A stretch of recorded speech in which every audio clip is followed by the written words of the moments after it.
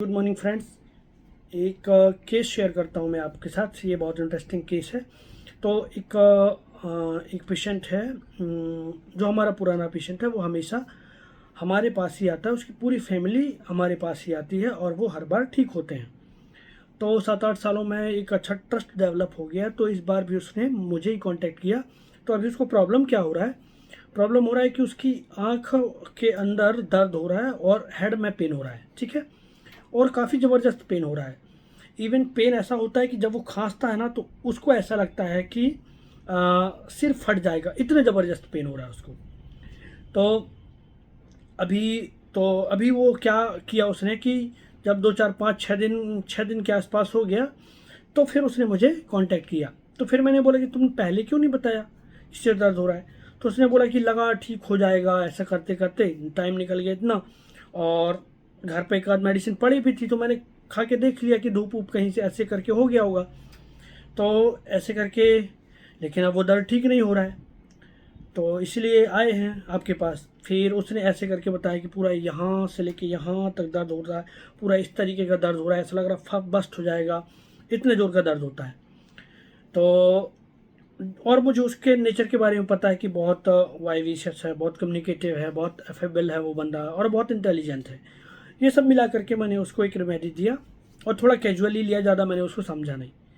तो फिर मेडिसिन देने के बाद वो फिर 3 दिन का मेडिसिन दिया, और फिर वो 7-8 दिन बाद फिर बताता है मेरे को। तो फिर बोला कि कोई आराम ही नहीं है। तो मैंने कहा कि तुमने पहले क्यों नहीं बताया? बोला कि आपने दवाई दी थी, तो मैंने सोचा कि देखते हैं अभी खा के कुछ टाइम लेके, शायद आराम हो जाए। लेकिन आराम नहीं हो रहा है। फिर आया। फिर अब मैंने पूछा कि इसको लेके मन में क्या चल रहा है? बोला कुछ नहीं, दर्द ही है, दर्द के अलावा कुछ नहीं है। खा रहे, पी रहे, काम कर रहे, लेकिन थोड़ा सा काम में उतना मन नहीं लग रहा दर्द की वजह से, लेकिन सब चल रहा है। खा रहे, पी रहे, काम कर रहे, उठ रहे, बैठ रहे, हमको दर्द के अलावा कोई प्रॉब्लम नहीं है। फिर फिर मैंने उसको एक मेडिसिन और दिया, उससे थोड़ा पेशेंट बेटर हुआ। ठीक है।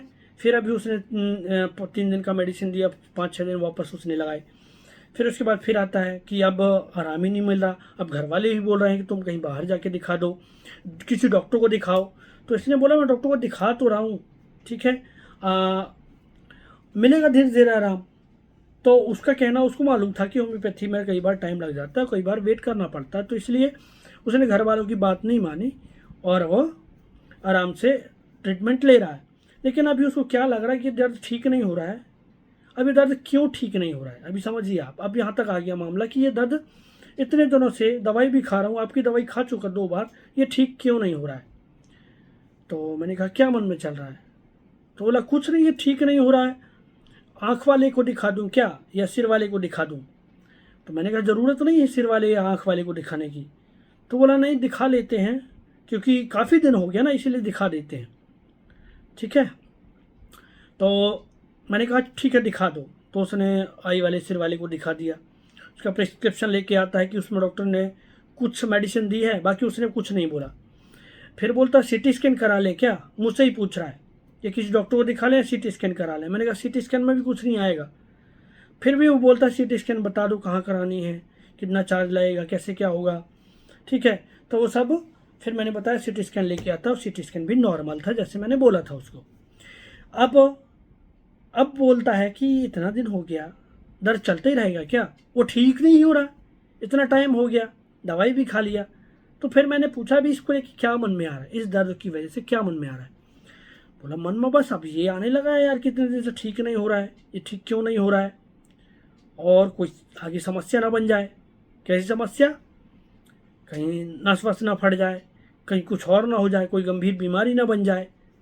ठीक है। तो इस तरीके से उस पेशेंट ने बोला अभी।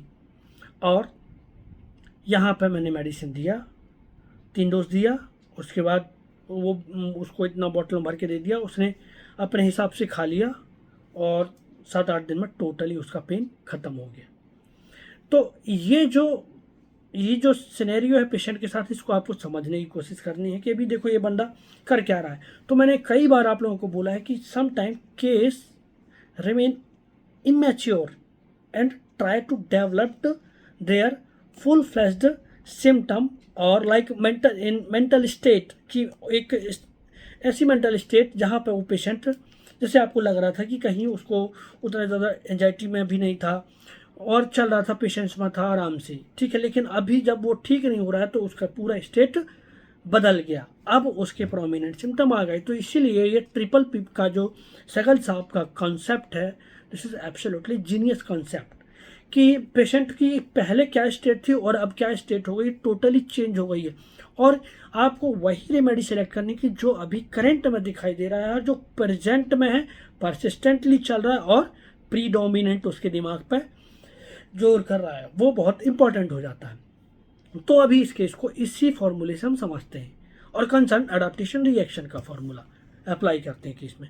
तो देखो आप, जब पेशेंट चला हमारे साथ तो कई लोगों का ऐसा था कि पेशेंट इंडिफरेंस में था या फ्रिवुलस था, ठीक है। तो एक्चुअली में जो इसका रीज़न था हमारे साथ चलने का, हमारे साथ इतना परसिवरेंस लगेगा आपको कि ठीक नहीं हो रहा है, फिर भी आपके साथ परसिवर कर रहा है, आपसे ही इलाज पूछ रहा है, ठीक है। और आपसे ही जहाँ जाना है वहाँ कर रहे हैं, वहाँ के लिए डॉक्टर कोई अप्रोच कर रहा है, सीटी स्कैन आपसे पूछ रहा है, सारी चीज़ें, ठीक है। तो अब मैं उनका परिचित डॉक्टर हूँ, ठीक है। ऑलरेडी मैंने इस पेशेंट का पहले इलाज किया, इसकी पूरी फैमिली का इलाज किया, तो इसके मेरे साथ बने रहने का रीज़न था, ठीक है। तो वो जैसे उसके घर वालों ने भी उठाया कि तू जा इलाज करा डॉक्टर के पास। इवन ये पेशेंट बोलता है बीच में कि कहीं नागपुर दिखा के आ जाऊँ क्या, बड़ी सिटी में दिखा के आ जाऊँ क्या। तो कई बार इन सारी बातों में कई सारी चीज़ें ट्रैप हो जाती हैं। दिखता तो बहुत प्रोमिनेंट है बट वो होता नहीं है। तो वो होता इसलिए नहीं है, तो कई बार क्या होता है, हम लोग यदि एक अंधेरी जगह पे हाथी को बंद कर दिया जाए और आपको उसकी पूंछ पकड़ाई जाए तो आप नहीं समझ पाएंगे कि पूंछ हाथी की पूंछ है या किसकी पूंछ है। फिर आप यदि सामने की तरफ से आते हैं तो भी समझ में नहीं आएगा। तो फिर आप इसको कोरिलेट करेंगे कि यार पीछे पतली पतली पूंछ है, आगे इतनी मोटी सूंड है, वो भी टर्न है, तो इसका मतलब ये हाथी है। इसी तरीके से केस आपके प्रेजेंट होते हैं। तो आपका हेड टू टो आपको मिलाना होता है, फ्रॉम बिगिनिंग टू एंड आपको कई बार केसेस को मिलाना होता है। तो जैसे इस केस में देखते हैं कि उसका हमारे साथ बने रहने के पीछे रीज़न था कि हर बार मैं होम्योपैथी से ठीक हो जाता हूँ, मेरी पूरी फैमिली ठीक होती है और होम्योपैथी में इलाज मिलता है, इसलिए वो बंदा मेरे साथ बना रहा। तो ये उसका मेरे साथ बना रहना ऑब्जेक्टिव रीजनेबल था, ठीक है। पहला रूब्रिक ये आता है। दूसरा रूब्रिक बनता है वो जो अभी भी वही रूब्रिक है, देखो आप, ऑब्जेक्टिव रीजनेबल, कि मुझसे ही सलाह पूछ रहे हो। तो बीइंग अ डॉक्टर, उसके लिए वो मैं जेन्युइन हूँ, इतने टाइम से मेरे साथ कांटेक्ट में है, तो सही सलाह मैं ही दूंगा। इवन MRI CT स्कैन जो भी है, सही डॉक्टर का नाम मैं बताऊंगा। MRI CT स्कैन के लिए वो गाइड चाहता है तो मैं ही बताऊंगा, इवन पैसे कम कराऊंगा तो मैं ही कराऊंगा, ठीक है। तो ये बिजनेस टॉक्स में नहीं जाना, एवराइज में नहीं जाना, ये भी उसका ऑब्जेक्टिव रीजनेबल था, ठीक है। दूसरी चीज, अब पेशेंट आते करते करते करते इतने टाइम पे वो, अब उसको लगने लगा कि ये ठीक क्यों नहीं हो रहा है यार। अब आप लोगों को लगेगा कि एक्स्ट्रावेगेंस या फियर एक्स्ट्रावेगेंस में जा रहा है पेशेंट। तो हर बार जब पेशेंट आपके पास ऐसा आए कि अभी तक कुछ इलाज नहीं लिया या कोई दवाई नहीं खाई और सीधा अब आ गया कि कहीं कुछ बड़ा समस्या ना बन जाए, तो फियर एक्स्ट्रावेगेंस, डायरेक्ट ओपीएम नहीं देना है आपको। अब इन बिटवीन क्या है, तो इस पेशेंट के अंदर ये बहुत इंपॉर्टेंट था कि ये ठीक क्यों नहीं हो रहा। अभी इतना दवाई ले लिया, मतलब ये और लाइट, उसमें रिपोर्ट में भी कुछ नहीं आ रहा, डॉक्टर भी कुछ समझ में नहीं आ रहा और ये ठीक नहीं हो रहा। तो अब ये बंदा एंजाइटी डार्क में चला गया। तो अब आप इस डार्क से समझो कि फियर एक्स्ट्रावेगेंस का तो कोई कॉन्सेप्ट ही नहीं बचता, वहाँ पे कुछ और रूब्रिक आपको सोचने पड़ेंगी, क्योंकि एंजाइटी डार्क यदि लेते हैं तो ओपीएम वैसे ही निकल जाती है, क्योंकि फियर एक्स्ट्रावेगेंस में अब आपको एंजाइटी डार्क से रिलेटेड कोई रेमेडी सोचनी पड़ेगी। तो उस बंदे को anxiety dark objective reasonable rubric लगते हैं। उसके बाद बंदा क्या कह रहा है कि कहीं कुछ और ना हो जाए और मैंने उसको समझाने की कोशिश करी कि इतना डॉक्टर को दिखाने की ज़रूरत नहीं है, आपको सिटी स्कैन कराने की ज़रूरत नहीं है, बंदा कराए जा रहा है। तो ये है इनकॉन्सोलेबल। ये बंदा अब उसकी एंजाइटी इतनी बढ़ गई है कि वो कंसोल नहीं हो रहा है, ठीक है, आपको समझाने से भी नहीं समझ रहा है। तीसरा रूब्रिक बनता है फियर विल हैपन समथिंग, कहीं कुछ हो ना जाए, उसको नहीं पता। सबसे इंपॉर्टेंट पॉइंट यहीं पर होता है कि उसको क्लियर कट नहीं पता कि उसके साथ क्या हो रहा और क्या हो सकता है, इसलिए वो इमेजिन कर रहा है कि ये भी हो सकता है, ये भी हो सकता है, वो भी हो सकता है. He is not absolutely clear with the, he is in apprehension, वो एंटिसिपेट कर रहा है. तो ये जो रेमेडी है बहुत एंटिसिपेटिंग वाली रेमेडी हो सकती है. तो हमारे पास एक और रूब्रिक है फियर विल हैपन समथिंग के साथ फियर इमेजिनरी ट्रबल ओवर. वो अपने दिमाग में इमेजिन कर रहा है कि ऐसा भी हो सकता है, ऐसा भी हो सकता है, ऐसा भी हो सकता है, और उन ट्रबल्स के साथ ये बंदा डर रहा है. ठीक है, तो fear imaginary trouble over, fear will happen something, fear imaginary disease of. ठीक है, उसको फियर इमेजिन कर रहा है, imagine complaints of, fear imaginary complaints of. ठीक है, कि कुछ भी ऐसे प्रॉब्लम्स आ सकती है जो जानी पहचानी नहीं है जी, इनके बारे में हमको अवेयर ही नहीं, मतलब क्या हो सकता है. तो ये सारी रूब्रिक्स मिला करके हमारे पास एक रेमेडी आती है, वो है काली कार्ब. अभी और देखिए, और भी इसमें रूब्रिक है. फियर ऑफ इम्पेंडिंग डिजीज, कहीं कुछ गड़बड़ ना हो जाए, और ऑब्जेक्टिव रीजनेबल आपको मर्फी में मिलेगा. ठीक है, तो इस पेशेंट को काली कार्ब का 30 के 3 डोज दिए थे, और उसके बाद उसने एज यूजुअल SOS उसने लिया था, और काली कार्ब 30 से उसका हेडेक परमानेंटली ठीक हो गया. तो काली कार्ब, अब ये बंदा यदि पर्सनालिटी वाइज सोचें तो he is not absolutely not kali carb. ठीक है, अब देखो, क्योंकि काली कार्ब के देखो अब डिफरेंट फैसेट हो सकते हैं, इसीलिए जब हम प्रैक्टिस पर बैठते हैं तो हमको ये बॉक्स नहीं बनाना कि काली पेशेंट आएगा तो यदि काली कार्ब लड़की आती है तो वो जीन्स पैंट पहन के नहीं आ सकती, ऐसा नहीं है. ठीक है, वो जीन्स पैंट पहन के भी आ सकती है. और काली कार्ब यदि कोई लेडी है तो वो ट्रेडिशनल कपड़े पहन के नहीं आ सकती, या कोई काली कार्ब है तो ट्रेडिशनल कपड़े पहन के आती है और वो काली कार्ब नहीं हो सकती, ऐसा बिल्कुल नहीं सोचना है. तो एक्चुअली काली की एक बेसिक पर्सनालिटी होती है, हम उसको अंडरस्टैंड करते हैं. बट जब आप रूब्रिक के थ्रू जाते हैं तो काली कार्ब में हजारों रूब्रिक हैं. ठीक है, हजारों रूब्रिक हैं, और वो कोई भी शेड आ सकता है. जैसे इस बंदे का शेड था, काली कार्ब कोई सोच ही नहीं पा रहा इस हेडेक के केस में, बट फिर भी हम यदि रूब्रिक को अंडरस्टैंड करके अप्लाई करते हैं तो काली कार्ब से ये बंदा सेटल होता है. ठीक है, जिसमें बहुत सारी रूब्रिक ऐड थे. डिल्यूजन वेल्थ लग रहा था यहाँ पे, इंडिफरेंस टू सफरिंग लग रहा था, फ्रिबुलस लग रहा था, light desire to be sunlight लग रहा था कि कहीं मैं बड़ी डॉक्टर को दिखा दूँ या कोई अच्छी जांच करा लूँ जिससे समस्या मिल जाए. ठीक है, डिल्यूजन वेल्थ लग रहा था, कम्युनिकेटिव बहुत लग रहा था. ये सारी चीज़ें अप्लाई नहीं हुई केस में. फियर एक्स्ट्रा वेगेंस था. तो समझने का मतलब यही है कि केस में क्या प्रोमिनेंट होता है, क्या इंपॉर्टेंट होता है, क्या कंसर्न रिएक्शन होता है पेशेंट का, और क्या ट्रिप परसिस्टेंटली चल रहा है उसके साथ, जैसे इस केस में आपने देखा. तो काली कार्ब एक ऐसी रेमेडी है जो अपने, जैसे काली कार्ब आपने बहुत न्यूज़ सुना होगा, बहुत से सोशल मीडिया में सुना होगा कि एक लेडी है, उसने 300 साल पुराने बीज को, सीड को आज भी उसने प्रिजर्व करके रखा हुआ है. तो दिस इज प्रिजुडाइज ट्रेडिशनल. ठीक है, तो काली कार्ब ऐसे ही ट्रेडिशन को फॉलो करती है, और वो एडल्टरस या हाइब्रिडाइजेशन जैसी चीज़ों पर बिलीव नहीं करती है ना. तो हाइब्रिडाइजेशन उसके लिए टेक टैबो है. तो वो यही है काली का कन्फर्मिज्म, डॉगमेटिज्म. और इसीलिए आपने देखा होगा कि काली का जो ट्रेडिशनल होता है, जैसे हमारे ट्रेडिशन में ये चला आ रहा है. ठीक है, तो इस तरीके से काली अपने आप को, इसलिए काली चेंज एवर्जन में चला जाता है, इसलिए काली कार्ब एनल फिक्सेशन में चला जाता है. तो काली ग्रुप का जो रेमेडी है वो एनल फिक्सेशन में क्यों है. तो एनल फिक्सेशन को आप समझेंगे तो एनल फिक्सेशन एक ओरल फिक्सेशन, एनल फिक्सेशन, ठीक है, ओरल स्टेज, एनल स्टेज, ये एक डेवलपमेंटल स्टेज है. सिग्मंड फ्रॉइड ने इसको बहुत अच्छे से एक्सप्लेन किया है.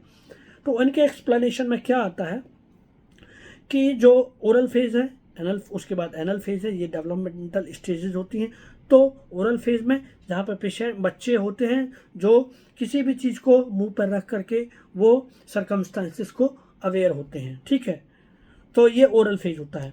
अब एनल फेज होता है. एनल फेज में क्या होता है, अब एनल फेज में क्या होता है कि जो मदर होती हैं, अब कुछ मदर बहुत लिबरल होती हैं, किसी बच्चे ने कहीं पे भी पॉटी कर लिया, ठीक है, तो अभी एनल एनल फिक्सेशन से समझते हैं, एनल स्टेज से समझते हैं कि जो एनल एनस होता है, एनस क्या करता है, हमारा जो आउटलेट होता है, इनलेट हमारा माउथ होता है, आउटलेट जो वेस्ट प्रोडक्ट को आउट करने के लिए जो एरिया होता है वो एनस होता है।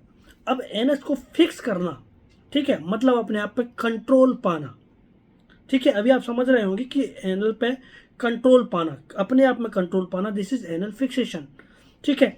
मतलब कि हमको कहीं पर पॉटी लगी तो बच्चे क्या करते हैं, बेड पे, फ्लोर पे, कहीं पे भी पॉटी करते हैं क्योंकि उनको आइडिया नहीं है। तो मदर क्या करती है, इस तरीके से टॉयलेट ट्रेनिंग देती हैं। तो कुछ मदर जो होती हैं बहुत स्ट्रांग और डिक्टेटोरियल मदर होती है, लाइक डल कमारा मदर, या बहुत फास्टिडियस जो मदर होती हैं, ठीक है, उनको अपने हिसाब से ही चाहिए।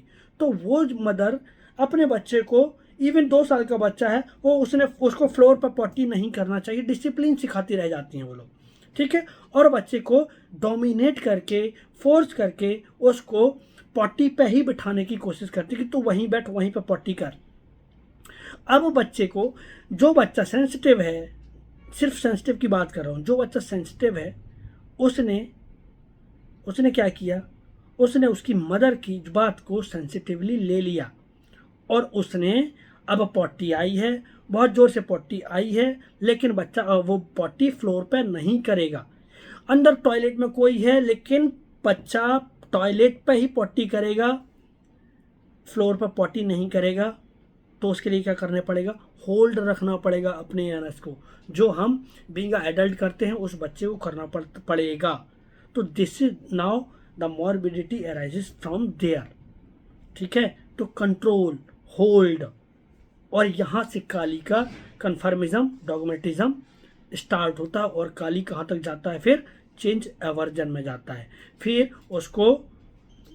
उसको ये भी क्या बोलेंगे आपकी, कभी इमरजेंसी में जब वो बड़ा भी हो जाएगा, और फिर वो चेंज नहीं करता, चेंज हो नहीं पाता, मतलब मुझे वहीं वहीं करना है, इतना अपने आप में उतने स्ट्रांगली अपने आप को कंट्रोल कर लिया, फिर वो वही कंट्रोल एक रिजिडिटी में बदल जाती है, फिर वो हार्ड हो जाते हैं जिसमें चेंज नहीं हो पाते हैं, ठीक है, इसलिए वो चेंज एवर्जन में चला जाता है। और काली फिर इस तरीके से बिहेव करता है कि एक केस था, एक बहुत बच्चे का केस था, कुछ प्रॉब्लम थी उसको जीआईटी से लेके, वो उसकी मदर ने बताया कि इस बच्चे को कोई नया कपड़ा हम लेके देते हैं तो वो पहनता नहीं, उसको चाहे तो वही पुराना कपड़ा, वही पुराना पैंट चाहिए उसको, ठीक है, भले फिट नहीं हो रहा लेकिन वही चाहिए, वो टाइट भी पहन लेगा लेकिन वो नया कपड़ा एक्सेप्ट नहीं कर रहा। तो दिस इज चेंज एवर्जन, वो उसकी रिजिडिटी इस तरीके से आपको देखने को मिलेगी।